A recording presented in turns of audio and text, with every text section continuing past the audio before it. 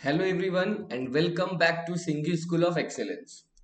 हमारा case studies का सिलसिला जारी है और आज हम वापस से लेकर आए हैं दो केस स्टडीज वापस से कॉन्ट्रैक्ट एक्ट का।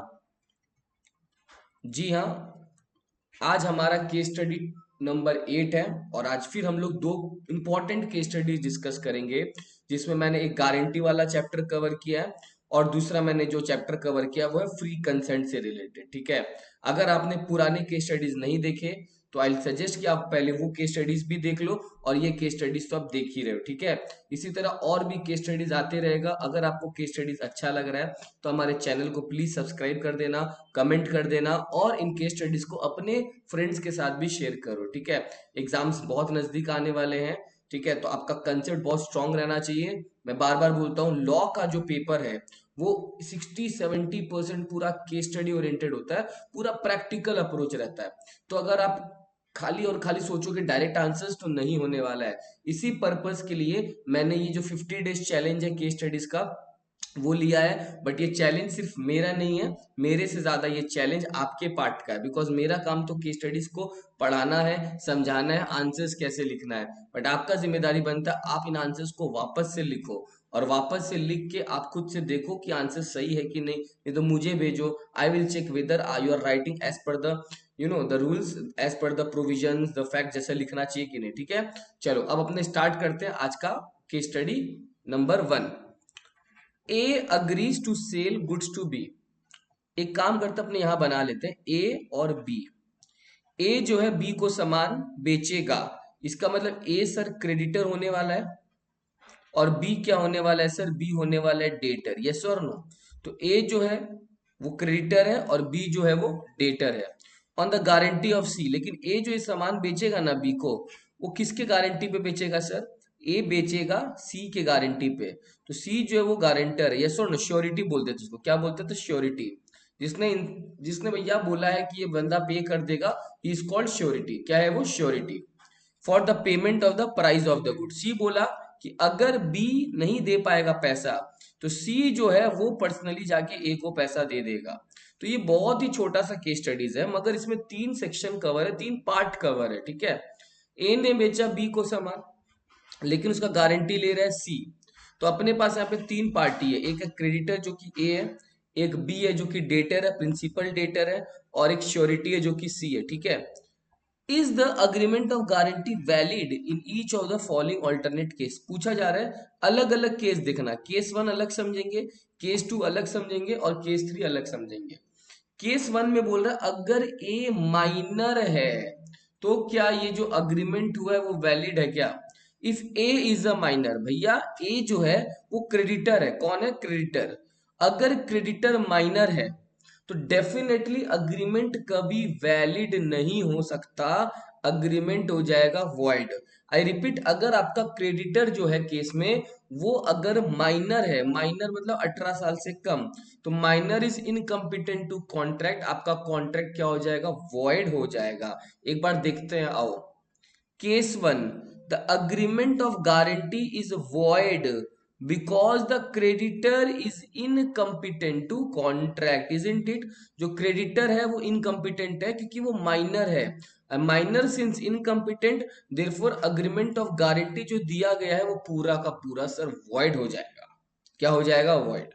ठीक है, चलो अब उसके बाद अपने आते हैं केस 2 में। अब आप केस ए को छोड़ देना, केस 1 को छोड़ देना, केस 2 क्या बोल रहा है सर? अगर बी माइनर है तो क्या होगा सर? बी मतलब हो गया प्रिंसिपल डेटर अपना। यस और नो? बी डेटर है जिसको सामान बेचा जा रहा है। तो अगर वो जिसको बेचा जा रहा है वो माइनर है तो क्या होगा सर? इस केस में डेफिनेटली वैलिड हो जाएगा। ध्यान रखना, जो डेटर है, प्रिंसिपल डेटर, वो माइनर है तो भी चल जाएगा, वो माइनर है तो भी चल जाएगा। राइट? तो देखो क्या लिखा है, the agreement of guarantee is valid because the capability of principal debtor does not affect the validity of the agreement of the guarantee। जो प्रिंसिपल डेटर है वो माइनर है या मेजर है, उसका केपेबिलिटी बेटा कॉन्ट्रैक्ट के कॉम्पिटेंसी के लिए कोई काम का नहीं है। वो केपेबल हो चाहे नहीं केपेबल हो, कॉन्ट्रैक्ट वैलिड माना जाएगा। तो इस केस में केस 2 अपना हो जाएगा वैलिड, इजंट इट। तो केस 1 में मैं बता दूं वापस, क्रेडिटर माइनर नहीं चल सकता, लेकिन जो प्रिंसिपल डेटर है वो माइनर है तो चल जाएगा, कॉन्ट्रैक्ट वैलिड हो जाएगा, right. Now case C, case C में क्या बोल रहा है, if C is a minor, इसका मतलब जो श्योरिटी दिया, जो श्योरिटी दिया भैया कि अगर ये बंदा पैसा नहीं चुकाएगा तो मैं चुका दूंगा, नहीं भैया, श्योरिटी कभी माइनर नहीं हो सकता, इसलिए थर्ड नंबर केस बेटा वॉइड होने वाला है। क्या होने वाला है, वॉइड। देखो क्या लिखा हुआ है, the agreement of guarantee is void because surety is not competent to contract, isn't it। तो श्योरिटी भी competent होना चाहिए, क्रेडिटर भी competent होना चाहिए, खाली किसके माइनर या मेजर के स्टेटस से फर्क नहीं पड़ता सर, वो है प्रिंसिपल डेटर। प्रिंसिपल डेटर का क्या कैपेबिलिटी है क्या नहीं इररिलेवेंट है, वो हमेशा वैलिड ही रहने वाला है, समझा मेरा बात। तो ये मेरा हो गया तीनों केस खत्म, राइट। चलो अब अपने आते हैं दूसरे क्वेश्चन पे आज का। ये क्वेश्चन थोड़ा बड़ा है बेटा, सुनो ध्यान से। एक पार्टी है मिस्टर समंत, उसके पास एक मोटर कार है। क्या है, मोटर कार। उसने बोला मिस्टर छोटू को कि मैं अपनी मोटर कार बेच दूंगा तुमको 3 लाख में। कितने में, 3 लाख में। मिस्टर समंत पहला पार्टी है और मिस्टर छोटू दूसरा पार्टी है। मिस्टर समंत के पास मोटर कार है। मिस्टर समंत ने मिस्टर छोटू को यह भी बोला कि मोटर कार जो है वो 30 किलोमीटर का माइलेज देता है। कितना किलोमीटर का, 30 किलोमीटर का माइलेज देता है। और उसने कहा फ्यूल मीटर और स्पीड मीटर दोनों अच्छा से चल रहा है। तो मिस्टर छोटू अग्री कर गया मिस्टर समंत के प्रपोजल के साथ, और उसने 3 लाख रुपया दे दिया मिस्टर समंत को, यानी मिस्टर छोटू एक्सेप्ट कर लिया। क्या कर लिया, एक्सेप्ट। अब 10 दिन बाद मिस्टर छोटू वापस आया वो गाड़ी लेके, और बोल रहा है भैया मिस्टर समंत, तुम्हारा जो फ्यूल एफिशिएंसी का बात था वो करेक्ट नहीं था। तुम्हारा फ्यूल एफिशिएंसी का बात जो था, तुमने यहाँ बोला ना कि फ्यूल मीटर वगैरह सब सही है, वो गलत था। Therefore there was a case of misrepresentation. Mister Chhotu बोल रहा है तुमने भैया जो बोला है वो गलत था, मैं ये नहीं बोल रहा हूँ फ्रॉड है, मगर ही सेइंग वो मिस रिप्रेजेंटेशन का केस है। किसका केस है, मिस रिप्रेजेंटेशन का। तो मिस्टर छोटू कॉन्ट्रैक्ट को रिसाइंड मतलब सेट असाइड करना चाहता है, कॉन्ट्रैक्ट से निकलना चाहता है, और अपना 3 लाख रुपया भी वापस लेना चाहेगा डेफिनेटली। तो अब हमें एज अ मतलब प्रोविजंस को समझ के बताना है कि भैया क्या मिस्टर छोटू ऐसा कर सकता है क्या।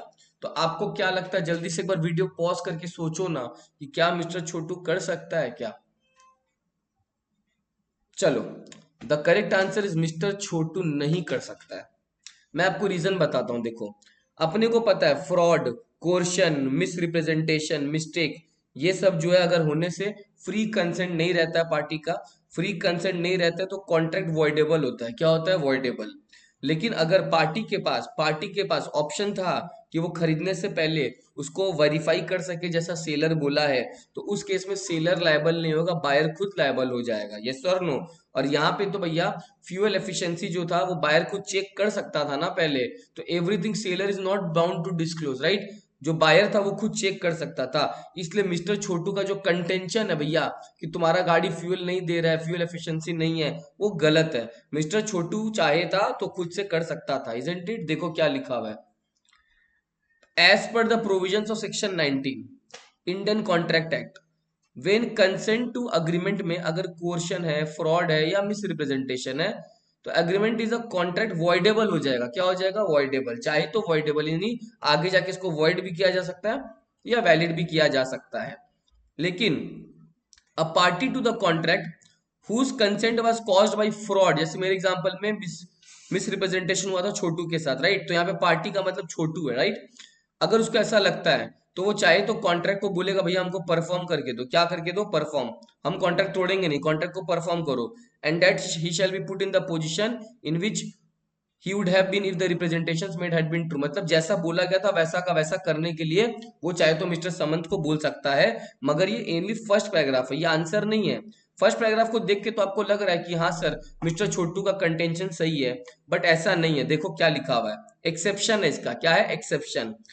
अगर कंसेंट जो है वो मिस रिप्रेजेंटेशन के थ्रू था या साइलेंस के थ्रू था या फ्रॉड के थ्रू था, यस और no, the contract nevertheless is not voidable. Voidable नहीं होगा इफ द पार्टी जिसका कंसेंट लिया गया है, जैसे मिस्टर छोटू का, उसके पास ऑप्शन था, वो डिस्कवर चाहता तो ट्रुथ को डिस्कवर कर सकता था अपने ऑर्डिनरी डिलीजेंस के साथ, इजंट इट? तो अगर पार्टीज के पास ऑप्शन है कि वो ट्रुथ को डिस्कवर कर सकते हैं अपने ऑर्डिनरी डिलीजेंस के साथ, तो भैया गलती तो बायर का खुद का है ना, सेलर का तो नहीं है, इजंट इट? तो पहले आपको प्रोविजंस बताया गया, उसके बाद ये प्रोविजन कहाँ लागू नहीं है वो बता दिया गया। तो अब आप समझ जाओ ना, इस केस में तो प्रोविजन लागू नहीं होगा कि क्यों मिस्टर जो छोटू था वो चाहता तो फ्यूल मीटर स्पीड मीटर को एक बार चेक कर सकता था, इजंट इट? देखो, in the situation given in that question, fuel metre speed metre दोनों परफेक्टली चल रहा था। Mister Chhotu at the means of discovering the truth with ordinary intelligence, yes और नो? जो ऐसा बोला गया कि फ्यूल मीटर स्पीड मीटर सही चल रहा है, मिस्टर छोटू चाहता तो उसको डिस्कवर कर सकता था अपने ऑर्डिनरी इंटेलिजेंस के साथ, बट उसने किया ही नहीं उस समय, यस और नो? तो कॉन्ट्रैक्ट वॉइडेबल नहीं है। मिस्टर छोटू जो है उसको रिसाइंड नहीं कर सकता ये बोल के अरे सेलर तुमने जो बोला वो सही गलत बोला। मिस्टर छोटू चाहता तो खुद ट्रुथ को डिस्कवर करके पहले ही कॉन्ट्रैक्ट से निकल जाता, मगर उसने ऐसा नहीं किया। तो mister Chhotu can not resign the contract in the above ground, isn't it? तो जनरली ऐसा हो सकता है कि कॉन्ट्रैक्ट को अवॉइड कर सकते हैं, मगर अगर बायर के पास ऑप्शन है, वो चाहे तो भैया ट्रुथ को डिस्कवर कर सकता है, तो डेफिनेटली बायर जो है वो खुद लायबल होगा। तो in this case mister Chhotu is cannot avoid the contract, Mr. Chotu cannot resign the contract because he had the knowledge of the things and he could have discovered the truth, yes or no? तो इस case में भैया mister छोटू का contention बिल्कुल गलत है, वो contract को रिसाइंड नहीं कर सकता है, समझा? तो आई होप आपका जो केस स्टडी आज का था बहुत इजी केस स्टडीज था, बट एग्जाम में गलत हो जाता है, यस और नो? ये वाला केस स्टडी भी अगर आप देखोगे तो ये केस स्टडीज में जस्ट 3 केस था, बट आपको ये पता रहना चाहिए कि क्रेडिटर या फिर श्योरिटी अगर ये दोनों माइनर है तो कॉन्ट्रैक्ट जो वॉइड हो जाएगा, अग्रीमेंट जो वॉइड हो जाएगा, लेकिन केवल प्रिंसिपल डेटर अगर माइनर है वो चल जाएगा। तो इसीलिए यहाँ पे केस 1 और केस 3 तो वैलिड नहीं था, मगर केस 2 वैलिड है, समझा मेरा बात? तो इसी तरह से रोज आऊंगा और रोज आपके लिए केस स्टडीज बनाते रहूंगा जब तक मेरा 50 डेज चैलेंज पूरा नहीं हो जाता। आपको केस स्टडीज एकदम मिलता रहेगा, ये मेरा वादा है, चाहे कुछ भी हो जाए। रात के 10 बजे रोज आता हूँ यार, अपलोड करता हूँ, ठीक है? पढ़ाने के बाद थोड़ा सा एफर्ट्स आप भी डालो, मेरे को रिस्पॉन्स करो कि सर हाँ हम लोग पढ़ रहे हैं। आपका लॉ का एग्जाम्स बहुत ज्यादा अच्छा आना चाहिए, बिकॉज आपके कंसेप्ट अगर क्लियर हैं तो केस स्टडीज में आपको कोई प्रॉब्लम नहीं होना चाहिए, सर। मैंने पहले ही बोला था कि अगर आपको कोई प्रॉब्लम हो तो आप मेरा रिकॉर्डेड बैचेस ले सकते हो मुझसे, उसका अगर डिटेल चाहिए आपको तो मेरा ऐप पहले इंस्टॉल कर लो, उसके बाद आप ऐप इंस्टॉल करने के बाद आप मुझे व्हाट्सएप करो, मैं आपको रिकॉर्डेड जो वीडियोस है वो प्रोवाइड करूंगा। कोई पर्टिकुलर टॉपिक्स है तो उस पर वीडियोस बनाऊंगा, अगर आपको लगता है सर इन टॉपिक्स पे वीडियोस बनाइए तो मैं उन टॉपिक्स पे वीडियोस बनाऊंगा, आप खाली कमेंट करो, आपके लिए सारे वीडियोस लाइन से मैं ला के रहूंगा, ठीक है?